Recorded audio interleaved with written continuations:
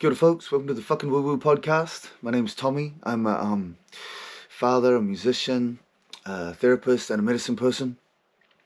And I do this podcast because people like the way I talk about all the crazy shit that happens in my life. How I navigate the pains of life. That's what I meant to say. How I navigate the pains of life. People like hearing about it. I've got a new light. I've got a new camera angle. Production values are going up. I've worked out how to turn my podcast in from 2 parts to 1 part and get it on YouTube in 1 part. And so far I've only released 3 episodes, but this is episode 14 that I've recorded. So I might start putting out 4 a week instead of 3. What do I have to say to you today? People keep asking about, so I've only put out 3 episodes. People are very worried about my sleep. Thank you so much, beautiful people. Thank you so much for your love and care. The truth is, in the last 2 weeks, sleep has been tracking a lot better. And I think I might have mentioned that in an earlier podcast. That is still the case today. This is the first podcast I've done recorded in about 3 or 4 days. So I can't quite remember what I've said. You guys are all watching them one after another. You'll be like, the repetition of this thing is fucking ridiculous. And my apologies for that. I wanted to say I had an update. So I think 2 or 3 podcasts ago, I might have talked about getting these lessons about sitting with pain. And so I wanted to update you on how that's been tracking, how I've been going at using that lesson and actually integrating that into my life. Because sometimes you might think, fuck, Tommy says a lot of lessons and shit. Does he actually do any of this shit? When he gets these fucking downloads or these fucking realizations or revelations or whatever the hell they are, does he actually put them into practice? And the truth is, I honestly do. I honestly do. So I always felt like the sitting with pain lesson came to me like I got half the lesson. I didn't feel like I got the full expression of that. Like there was something on the other side of it that they didn't want me to know yet. They just wanted me to practice sitting with pain. So I'll tell you how I started sitting with pain, and then I'll tell you there was just yesterday morning, which was actually winter solstice. I got a whole new. It's like I got the second half of that lesson. But from Monday through to Thursday, this is what I was practicing. From Monday through to Wednesday, because yesterday was Thursday. From Monday through to Wednesday, this is what I was practicing once I got that lesson. What I noticed was my mind, and I know this is a little bit repetitious, but it's worth saying, I think, because it's how I put this into practice. I will be, if I felt any pain, if I felt any sadness or fear, I will sit with it, and my breakup is still fairly recent. I mean, it's probably actually coming up to 4 months, or it probably is 4 months, but that's still pretty recent. It's recent enough for me to still have a broken heart. And so I will be sitting, I will have waves of pain, little bits of anxiety, waves of pain, and sometimes fear come up. Fears might be, I'll never meet anyone like her again. Fears might be, that was such a beautiful experience. I'll never have that experience again, those types of fears. And what I'll do is I'll just sit with it, like they said, sit with pain, sit with fear, and I'll just sit with it. And if I can, I'll close my eyes so that I'm, just more aware, not distracted by anything that I can see, and just imagine where I might feel it in my body, just feeling it in my body, sitting with the feeling in my body, sitting the feeling in my heart, like in my wherever we feel our feelings, is it our brain, is it our heart, whatever, but like feeling it in the body as well as feeling it as an emotion, as a neurotransmitter, whatever, and just sit with it and not rush that process. For me, it's like I'll sit with the feeling, send it love, and then get the fuck out of there. I've been trying to sit with it for a lot longer, much longer periods of time of sitting with it. But here's the other way I've been practicing it. I will be walking down the street and I will think to myself, it's been 4 months. Maybe I'll go on one of those dating apps now. Or it's been 4 months. Maybe I'll meet some pretty girl at a party. Or maybe I'll text my friend or maybe I'll check my phone, see if my friend's texted me back. Maybe I'll check my phone, see if someone's left a comment on my podcast. Maybe I'll check my phone, fucking whatever, man.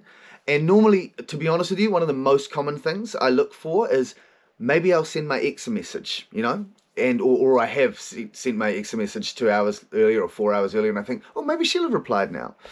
And so I'm just witnessing and observing my mind constantly going to wanting something happy, wanting some little hit of dopamine, wanting some little hit of validation, of approval. And so what I've been doing, and this isn't too dissimilar to what I was doing weeks ago, doing for the last 2-3 months anyway, but certainly a lot more focused now. I go, no, I'm not going to fucking send someone a message and hope to get a message back. No, I'm not going to go on a fucking dating app. No, I'm not going to think about this thing I'm looking forward to on the weekend. I'm going to sit with myself right now. And it is painful, guys. Like, honestly, it's painful. And as soon as I do that, as soon as I say I'm not going to do this thing, whatever it is I want to do, I feel deprivation. I feel missing out, And I'm like, well, am I feeling this deprivation or the sadness because I'm missing out on what it is I want to do? Or is it that it was an unconscious feeling of sadness or deprivation in the first place that caused me to want to do it? What comes first? The horse or the cart, and the chicken or the egg? And it's kind of fucking nebulous, right? Because regardless, when I think about not doing whatever it is the fuck I want to do, I'm immediately feeling some existential pain. Sometimes it's grief about the breakup. Sometimes it's about the wounds I'm healing, which is these unmet needs as a child around validation, around being seen. And sometimes it's probably what I was talking about in the last episode, just the fucking excruciating fear or sadness of the present moment, which when you really sit with, you transcend, again, like a bridge of swords, you transcend into the present moment and you find this, just incredible now. So I was sitting with the underlying pain. When I get a desire for joy, instead of going off on a little fantasy about the joyful thing, this fantasy of, going on a dating app, or this fantasy of having fun on the weekend, or this fantasy of getting a whole bunch of messages on my phone, instead of imagining those outcomes or doing those things, I fucking reverse engineer that shit and go, well, what's going on behind this desire for that to happen? What's wrong with right now? And I get present with right now, and undoubtedly at the moment there's pain there, there's sadness there, and fear, and so I'll sit with that. So that's another way I've been doing it, and honestly, that practice, I get that practice all day long, because my mind is constantly trying to think of something happy, trying to think of something fun, and I keep going, no, I'm not going to distract myself with thoughts of happiness. I'm going to sit with sadness. I'm going to sit with fear. And some days, or not days, but some moments, I've honestly had the experience. Because I've been doing this so much, I've started to build new neurological pathways in the brain. I've found myself feeling almost equally interested in sadness and fear as I am this happy thing that's going to distract me. Almost equally interested in it, almost equally attracted to it. And that has been one hell of an experience of freedom. If I'm not always chasing something, and I'm not always pushing something away, my access to the now is increased exponentially. So that's been my practice. That's been my practice the last few days. Yesterday I woke up. So I'm going to do an episode about nicotine, about giving up nicotine, because I only gave up nicotine about a month before we broke up. So probably gave up nicotine about 5 months ago. In fact, oh yeah, sounds about right. Yeah, about 5 months ago. And so I'm going to do a whole episode about that. But anyway, since that time, I've been going to the gym all the time. and prior to that, I never went to the gym. I got this free gym membership, and it's kind of a dodgy story. I'm not going to tell that story, I think, because then I might lose my free gym membership. But just don't worry about that. It's trivial details. And I was going about. My goal was to go 3 times a week, and I was going once a week. I gave up cigarettes. Was actually vaping at that point. I gave up vaping, and my ego's rushing in and going, tell them how you think vaping's for pussies and you prefer smoking. I think that's important information to share with you. Tell them how when people started vaping, you always said to yourself, fucking pussies. I would never fucking vape. If I'm gonna have nicotine, if I'm gonna relapse, because I gave up for like 12 years. If I'm gonna relapse on fucking nicotine, it's gonna be cigarettes. It's gonna be rollies. Because it's so much cooler than vaping.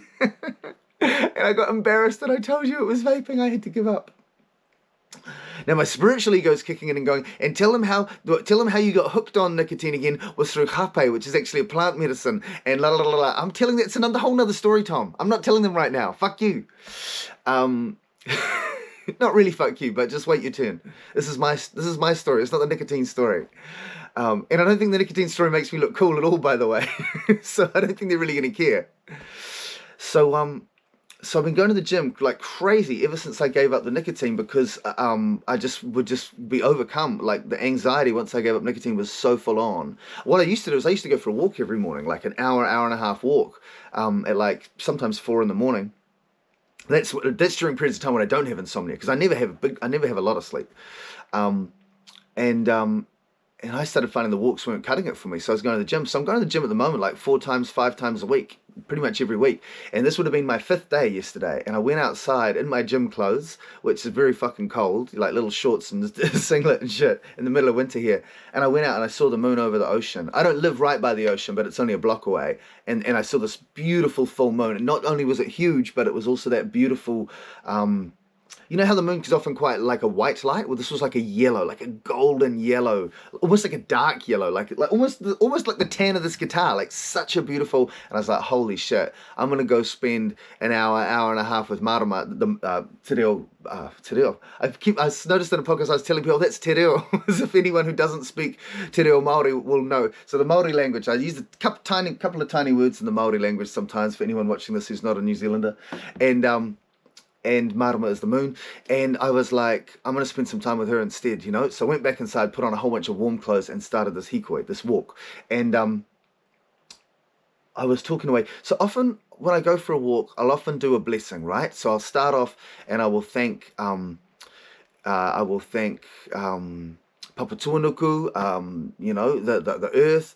I will thank Tangaroa, because I'm often beside the ocean, because like I said, I live right next to it, the ocean, Ranginui, the Sky Father, and other bits and pieces, you know, Kotahi, Tanga, like unified, like source consciousness, unified consciousness, the oneness, the singularity, different aspects and stuff, you know, the plants, the birds, the insects, the mycelium, you know, just give thanks and praises as I'm walking along, just to start off with a spirit of gratitude and acknowledgement. And where I live is so beautiful, like there's ample provocation for me to give thanks and praises, because even in pitch black, the landscape is gorgeous. So anyway, I'm doing that. And then I had some childhood stuff come up about my brother, and that's probably another whole episode. But the gist of it was, I was thinking about how I have not been supportive enough of my brother and how much I love him. He's neurodivergent, and I was feeling a lot of guilt and shame around that as an adult I have not given him enough support.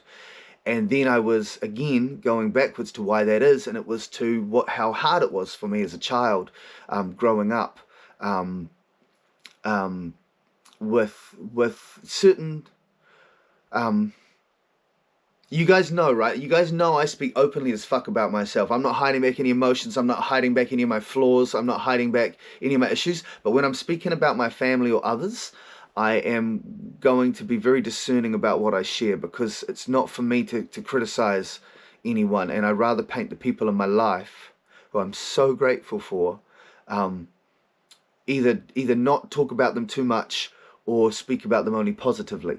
But let's just say, if you grow up in a household with only one parent and in poverty, and a brother who is neurodivergent, that some of that's hard. You know, some of that's hard, and some of that contributed to some of the pressures and some of the little T traumas that I experienced. And so I was able to give myself some compassion and forgiveness for not being the best brother as an adult, because as a child I was an amazing brother as a child, and I worked incredibly hard in my family to look after my brother, and even though he was older than me, to protect him in certain ways. And it was and it fostered in me a real fear that I was going to be and again, no disrespect to my mum or my brother, but I was going to be stuck in this dynamic for my whole life, and that I was always going to have to be this caretaker, and that I was never going to sort of have my own life, or be free to just, for life to just be okay, or something like that, you know. Anyway, and I realized that the two fundamental parts of me, like the two youngest parts of me, that the sort of, you know, how I talk about these aspects of self, the two aspects of self that are most vulnerable, or the youngest, actually. The youngest is a part that I call little fella, or the vulnerable child, and a part that I call Sophia. And they're the two youngest. And I was thinking about how they have been with me the longest. And I was thinking about how actually it was those two who were there through all of that. You know, those were the two aspects of me that were really shouldering that burden of childhood that was challenging for me. They were the ones who endured that and suffered through that. And then I thought about how at some point, I don't know if me, like Tommy's like, you know, you remember fucking, oh, you don't have to remember it because it's had a comeback. You know the Transformers, how like there's all these individual Transformers, but then they come together and form like Voltron? I think that's what I'm like. Like, I'm Tommy, and I am all the aspects of self. And at the moment, because I'm contacting them all and stuff, it's quite an integrated whole, whereas at times Tommy has been more disconnected from certain parts, or certain aspects of self haven't had as much of a say or had as much influence. No, they've always had a fucking influence, because when they don't get a say, when they don't sit at the table and have a say like a democracy, when they're not sitting at the table, like putting their viewpoints, they're unconscious drivers. And as unconscious drivers, they probably have more influence, but just in a really negative way. But anyway, I think of myself as like, I'm Tommy, I'm Voltron. I'm the one who's like, I'm the integrated, hopefully, increasingly, healthily integrated version of all of the aspects of self. And I'm walking along, I feel cohesive. I don't feel like that movie Inside Out, where it's like there's different people shouting this thing, that thing, that thing. It's just like I have a cohesive narrative in my mind. But then I can choose to focus my attention on one aspect, like Sophia or little fella. But I was thinking maybe when I first, as a child, I might have been just little fella and Sophia. I don't know how many aspects of self there were back then. Different parts splintered off, or different parts emerged, or whatever. So I don't know if this Tommy, like the main me, was around back then, but I was kind of thinking maybe he wasn't. And anyway, I thought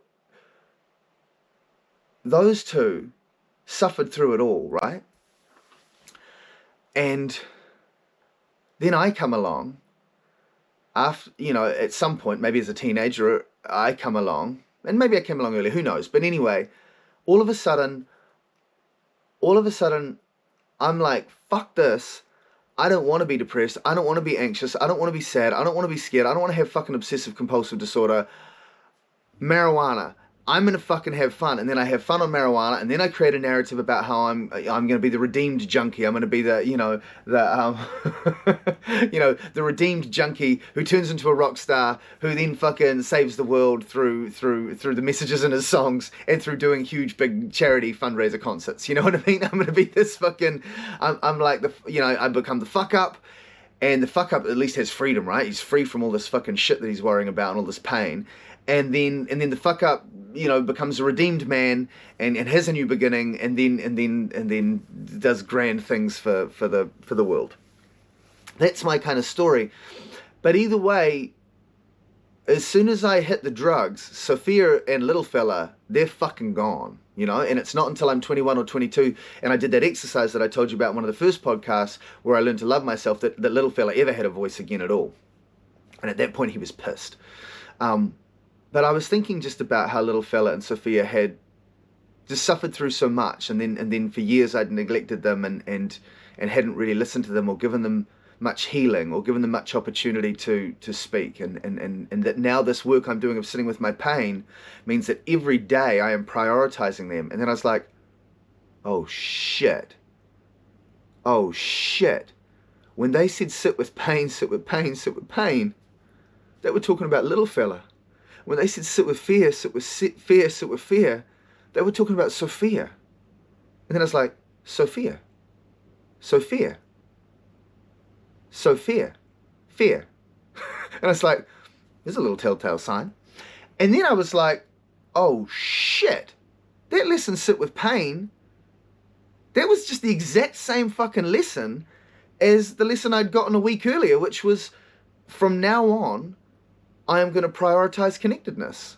And that lesson about connectedness too, by the way, that I got a week earlier, I have said that every single morning. It's part of my karake, it's part of my prayer each morning. I have said my intention today is to sit with myself, to stay connected, and I will stay connected. That is my priority. I'm not prioritizing anything other than staying connected. That is my number one priority. Stay connected with myself, stay connected with my spirit, and then stay connected with my children and any other people who come in my path. But my primary intention is, and I was like, fuck, that was the same lesson. And then they started talking to me directly. It was like Sophia and little fella kind of teamed up, and they were talking to me, and they were like, yeah, it was the same fucking lesson, dude. Because we gave you the stay connected lesson, and you stay connected, and you'd set that as your intention, and you'd say that sadness and happiness and fear and anxiety, all those different emotions are just passing emotions, but you're going to stay connected. But here's what happened, Tom. You didn't. We gave you stay connected, and you would stay connected, and you would prioritize staying connected with your actions, but as soon as fucking emotions, like, you're actually pretty good with the fear and the sadness, but as soon as happiness came along, you weren't staying connected. You get obsessed with your fucking phone, or you get obsessed with, you know, to be honest, my ex-partner, you know, thinking about seeing her, and we've seen each other twice. I'm now not going to see her before she leaves. She leaves in 3 days, indefinitely, for a year or many years. And I'd get obsessed with this, you know, there was the last time I was seeing her, and then we ended up choosing to see each other one more last time, and stuff like that. But basically they said, we gave you this lesson of stay connected, and we gave you, and they pointed out I think at least 2 other lessons they'd given me over the last 6 weeks that were kind of the same thing. And they were like, and see, we gave you a lesson, you didn't fucking get it. So then we came in real hard. We had to lay the door down and say, sit with fear, sit with pain. But really, sit with fear and sit with pain was just stay connected. Sit with little fella, sit with Sophia. And I was like, fuck.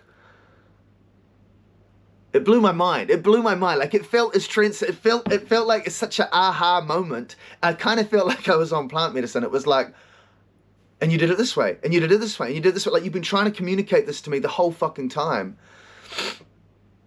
It was amazing. And I said, fuck, guys, like, you know, I've been, like, yesterday, right? Yesterday I was upset. No, this was, so 2 days ago now, but I was like, I was just obsessed, and I have been a lot, right? Like, I'm going through a breakup. It's natural. It's like, we can't think of everything in terms of fucking spiritual lessons or consciousness lessons and fucking psychoanalysis and theory of self and shit. Like, some things are just, you've got a broken heart and you miss the person you love. Like, that's how you actually experience it as a human. That's how you'd write about it if it was in a song. It's only if you fucking dig deeper that you talk about developmental needs and all these different ways of conceptualizing it. The truth is, I just fucking split up with someone I adore and I miss her. Like, it is that simple. But this is useful too. And I said, and I was just missing her all day long, and I would try and sit with my pain, and I was, you know, sending you guys love and sitting with my pain and sending you guys love, but it didn't stop me missing her. I was still obsessed with, you know, am I going to send her a message yet? And I managed to wait 8 hours between messages, and I was like, yeah, I waited 8 hours before I messaged her again. You know, we used to message fucking 20 times a day and see each other 4 times a day and stay the night together all night long. I mean, you know, twice in a day. I was feeling it was, I don't know, I wasn't beating myself up for it, right? But anyway, I said, and I was sending you guys love. I was saying, I love you, Sophia. I love you, little fella. You know, I love you, Tommy. Why wasn't that enough? And they said, you know, is there something I could do? Is there something in this fucking known universe, in this world of myriad possibilities, in this world of 1,000 billion books on psychoanalysis and spirituality? Is there something I could have done? I gave you love. Is there something else I could have done that could have helped? They said, yeah, you could have asked us. You could have asked us what we need. You could have asked us if we need anything. Don't just fucking send us love. It's like a fucking, at this point it's become habitual. Love you, Tom. Now run away and do some other shit. So you could have spent a minute with us and asked us. Just closed your eyes. Slowed the fuck down. Said, do you need anything, Sophia? Do you need anything, little fella? I was like, fuck. Why is it when I have profound breakthroughs and get these lessons, it's always so fucking obvious? It's always so simple. It's never 1,000 million different steps and a whole bunch of really academic, intellectual shit that I have to remember in order to do healing. When I get a lesson about what I need to do to look after myself, it's always as simple as close your eyes and ask us what we need. Don't even have to close your eyes. That was something I've added now. They didn't say that at the time yesterday on the path. They just said, just ask us. We'll tell you. It's so beautiful. And I walked home, because I was probably about an hour. I walked home the whole hour back, just chatting away to Sophia and little fella. And I felt so whole, and I felt so connected. And I said to them, I was 5 minutes away from home, I said, honestly, guys, if life could be like this all the time, I don't even know if I'd ever go on a dating site again. I've got no desire to be anywhere else but here chatting with you guys. Like, I feel so, like I'm with my best friends. I mean, you know, and there's no disrespect to the beautiful people in my life who I adore, but like, right now I don't give a fuck if someone's messaged me on my phone, if someone's put a nice comment on my post, if I have a fucking lover in a year's time or not. Like, I don't care about that shit. I'm so content and happy right now with you guys. I am so whole and connected. It's like, why is it that during the day and stuff, it doesn't stay like this? Why can't it stay like this? And they're not fucking mind readers, right? They're not fortune tellers. They don't know what the future holds. They just said, look, you know, we don't know. We don't know if you could sustain this, if this could be a way of actually being all the time, because we've never experienced that either. But, you know, this sit with pain, this sit with fear, it's not as bleak as it sounded in that last episode as it sounded to me on Monday morning when I got that message come through. It's actually sit with us. You know? Sit with us. Sit with us. Sit with us. Sit with us till we're not in pain anymore. Sit with us till we're not scared anymore. It feels beautiful. And so yesterday, obviously my practice was sit with pain, but it's just it's slightly warmer now, because it's not just pain and fear. It's these beautiful entities that embody and represent those things. And I had a beautiful day yesterday. Real beautiful day. Hey, one other cool thing happened. I was chatting while I was on that walk. I was talking to Addict, because he'd done some sneaky shit, as he always does. Or maybe I was just identifying part of his role or something. I can't remember what it was exactly. Anyway, I go, fuck. I go, dude, you know, no, I'm going to talk to you more about him. I'm going to say that for the nicotine episode. Yeah, I'm going to say that for the nicotine episode, because I haven't talked to you much about him. Anyway, I'll say that for the nicotine episode. I'll leave you on a cliffhanger. Now, I've got this new light balancing here, so pushing that back is hopefully cool. Is that all cool? Yeah, we're good. Okay. Oh, maybe I'll change the setting of the light to make it a bit brighter. Just for the song, because it's further away. Oh, which one's better? That's the bright one, I think. Okay. Push you down. Just a little schnips. See the guitar? Okay.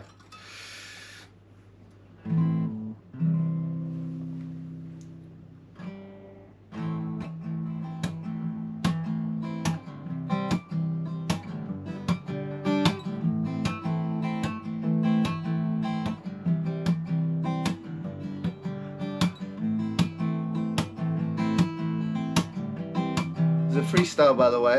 They've all been freestyles apart from that one with the drum. Freestyles mean I'm making it up on the spot.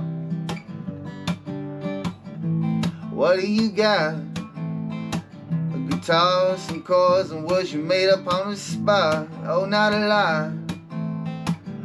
Wait till the tension drops and you get shot down on the boulevard with him. Local fellas say you ain't safe, babe. Anyway, I bought a ticket to the show. I don't know if I'm gonna go, but I might, Slim. Are you gonna be there? Are you hanging out with him again? Down the lane with some powder that you bought just the other day. Are you gonna take your pain away today?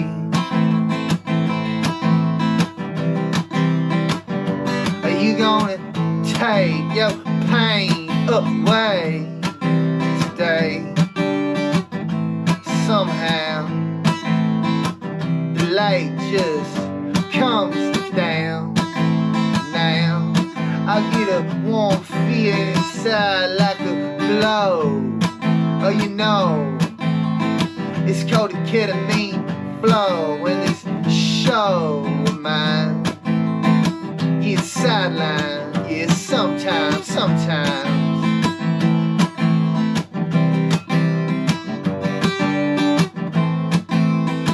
Sophia gets left behind in the limelight for a dime, right? These are the crumbs, my friend, not the feast. I've been devouring them like a beast, yeah. I've been devouring them. I've been empowering them. But there's no flowers in them. They're like sour and shit. Time and again, holding in it. They ain't my friends. And where have I been? Let the addiction in. Under my skin, paper thin. My nervous system is declining. Trying to look for words to help me rhyme them. Dropping a dime on them, committing a crime on them, assigning them to the shadows,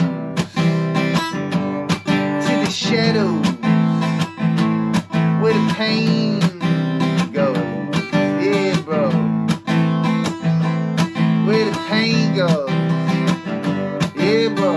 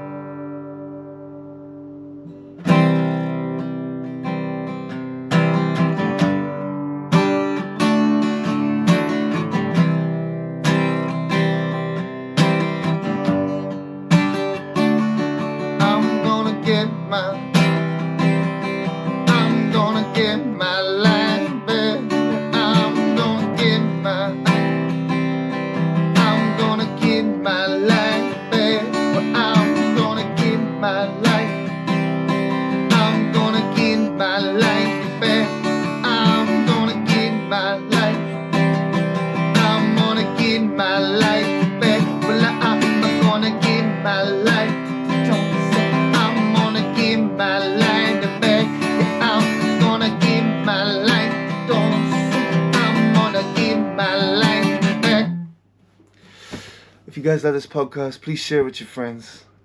I really appreciate it.